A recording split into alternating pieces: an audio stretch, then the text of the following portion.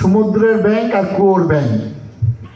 জিষ্ণুবাবু, আজকে যারা বলছেন ওই যে কলকাতার বুকে দাঁড়িয়ে, আর যারা বলছেন 70% 70%, তাদেরকে বলবেন কুয়োর ব্যাংক আর সমুদ্রের ব্যাংক। সমুদ্রের ব্যাংকটা হট করে কুয়োতে পড়ে গেছে।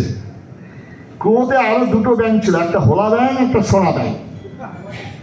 তো সমুদ্রের ব্যাংকে দেখে বলছে, তুমি কোথা থেকে এসছো? আমরা সমুদ্র থেকে আমি এসেছি। সমুদ্রটা কত বড়? হোলা ব্যাংক লাফ দিয়ে দেখাচ্ছে এত বড়। তখন সমুদ্রের ব্যাংক বলছে, না ভাই, অগাধ তার জলরাশি, তার সীমানার কোনো কুল কিনারা নাই, আমি বলতে পারবে না।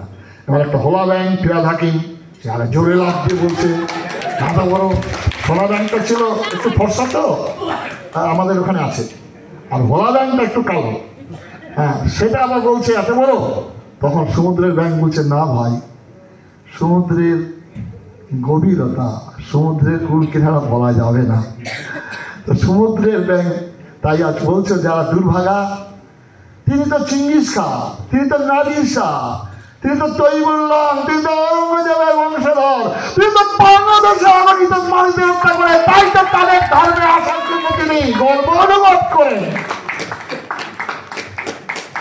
আরে দাঁড়াও, কেবল তো আবিধাবিতে তৈরি হলো, কেবল তো তৈরি হলো। দাঁড়াও, কুয়োর ভাই, তোমাদেরকে সমুদ্রে আসার জন্য সাদরে আহ্বান করছি। তোমাকে বস্ত্র গুঞ্জন করে, ওই গৈরিক কাপড় পরে, ওই মায়াপুরের যারা ওই কৃষ্ণকে ভোজনা করত, তারা আজকে কৃষ্ণ নাম করছেন।